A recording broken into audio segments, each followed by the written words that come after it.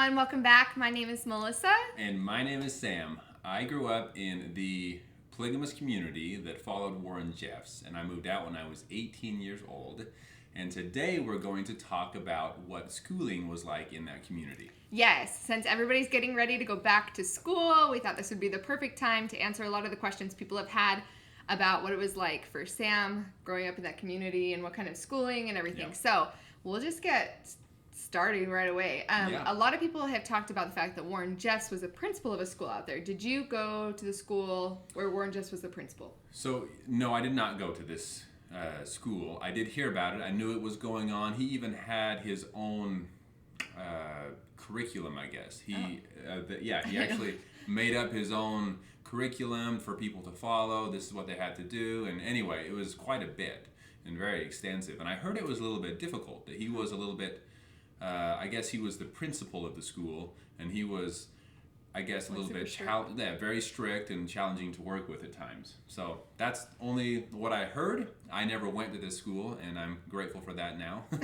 But anyway, I was always homeschooled, and I never was a part of that. But yes, that was a school out there, yep. Okay, Yeah. So you guys were homeschooled. So was it just your immediate family, like just your siblings? Were there any other children in it? Like, what did homeschool look like as far as how many kids? So it varied from year to year, but it was our immediate family and a lot of our extended family as well. It was called the family homeschool, and so it was, like I say, our immediate family, any of the school-age children, and then all of, I guess not all, but a lot of the families that my sisters married into, their children would come as well, and my brothers that had families, their children would come to the school as well. So it got pretty big at times, yeah. And there were years where it was held in our own home, but more often than that, we actually had a building, a designated building in the community that we would go to for our schooling. Yeah. So what was I know you said school-age children. What was school-age children in your community? So for my family, for me specifically, I remembered I was able, before this, we did have kindergarten and preschool, and I remember as a very young boy, we would do things and activities with, one of the mothers would take the assignment of, we would go on like a field trip, and we would draw numbers in pudding on a table, and that kind of, I remember those were very strong memories that I had, even though I was very young at this time. I remember we would mix up pudding and dump it out on a clean table, and we would draw letters and numbers in this pudding to kind of help us learn these. Our kids would love that. And I remember I ate mine almost faster than I could draw any numbers or letters in it, but that was something we did. We would go on hikes, and we would talk about just nature and different things. And anyway, so there was some preschool, but 6 years old is when we actually officially went to first grade. Okay. And I remember the first time I got to go to school, or first grade, and actually leave our house and go to the school building that we had at the time. And I remember being so excited for that, as I'm sure most children are when they get to that age. So. Yeah, and then what was the oldest grade level that was taught in your homeschool? Oh, see, that wasn't as like cut and dry. It depended on when that person decided to go to work, or when he was told to go to work, or she. Most likely, most of the time he, because a lot of the women, if they did have any jobs, they were just jobs within their own community. They didn't go out like the man and do construction and that type of thing. So at a very young age, a lot of times the men would be required or choose to go to work, and they would go out on these different construction jobs and that type of thing.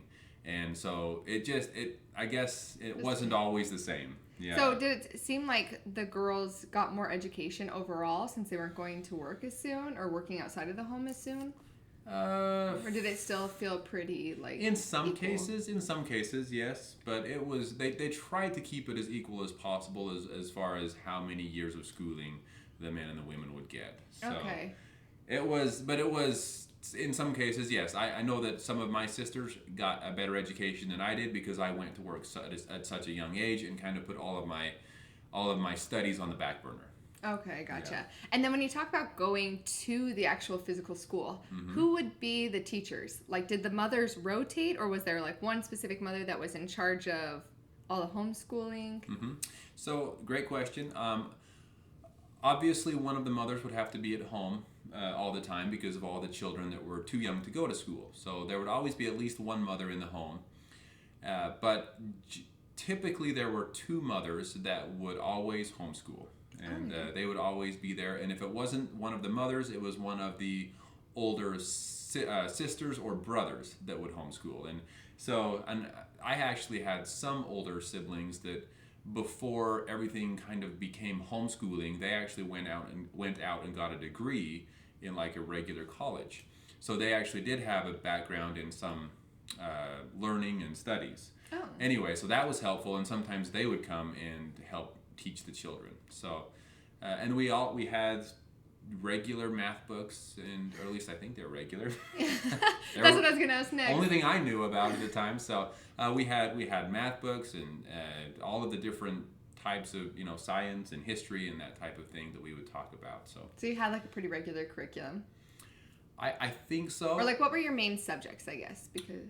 Yeah, I would say math, English, science, and history. I would say, but the science and history were a little bit different than what is typically taught.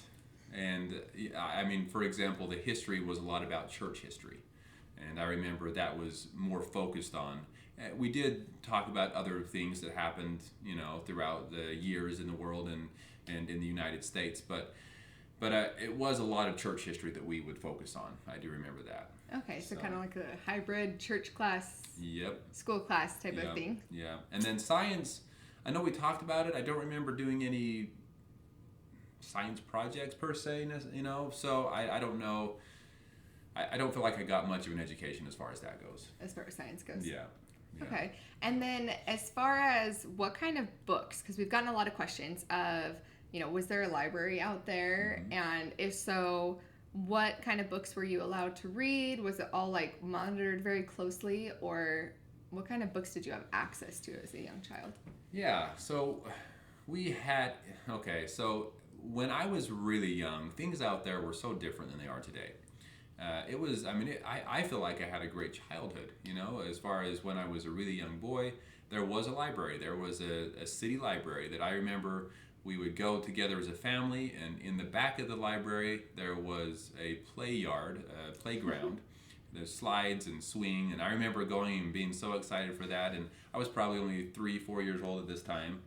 And I remember when I first started learning how to read a little bit, I would love to go and just sit in the corner or borrow a book from the library and read it. And I remember reading Clifford. That one I remember that very vividly. And I remember as a young boy wishing so badly that I could watch a movie. If this book could come to life, that would be the most amazing thing. But because we didn't really watch movies out there, that was never something I thought would happen. But anyway, I have seen a Clifford movie now, so there you go. His life is complete. Life is complete, exactly. And I remember there were several other books. I was pretty young when we would go to the library, though, so I don't remember all of the books that I had access to or would read, but we would go borrow books. We'd have a library card, and then we would return the books, just like, Right. pretty normal, yeah. Were everybody, like all the people that worked at the library, was the library set up specifically from the FLDS church, or was it actually a public library for the community? It was within the church, okay. And everyone that worked there were members of the church, and so it had a lot of books, though. I remember going to that and really enjoying the variety and all the different options that I had. So books were available when I was younger. When I got a little bit older, when I was just entering my teenage years, and I don't remember exactly what year it was, but I also remember Warren Jeffs standing up at the pulpit and commending that the library be destroyed. And anyway, so as the years went on, so many of the things that we had out there that anyone considered any fun or educational, yeah, it seemed like a lot of those things were just taken away from us. And so anyway, things just kind of got worse and worse and worse as time went on. As soon as Warren Jeffs took over, as soon as he became the prophet out there. Gotcha. So the last question. Oh, sorry. Go ahead. Nope, you're good. Nope.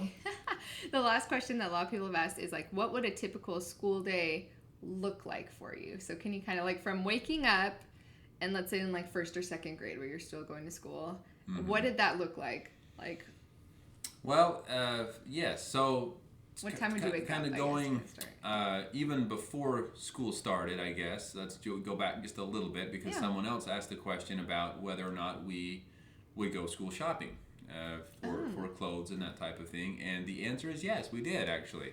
We would go to the nearest city, which was St. George, Utah, and we would actually get to go shopping. And I remember Walmart was common, but I also remember going to Van Heusen. So that was actually, I remember going there and getting some school clothes as well. But so we would go, and there was they tried to have some type of uniform. We needed to be in nice slacks and a nice buttoned-up shirt. Well, we were always in buttoned-up shirts, but a nice buttoned-up shirt for school. And if I remember correctly, they tried to have everyone match as far as the color of pants and shirt. And so we would go shopping, and we would also get some notebooks and pencils and erasers and all that. And I remember just being so excited to get all those things as a young boy for the first time. And but anyway, so yes, we did go school shopping. And then, so a typical day, you asked. Yeah.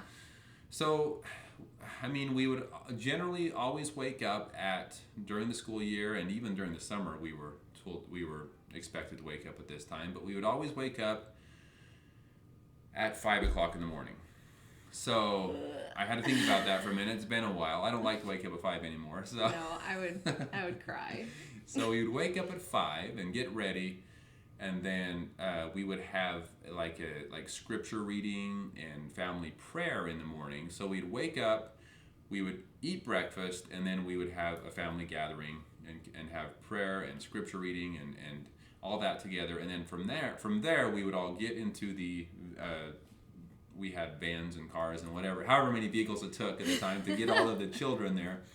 We would go from there to the schoolhouse or school building, and I remember it was very structured. We had this allotted time for math, for reading, for science, so we had very specific times that we would do each individual subject.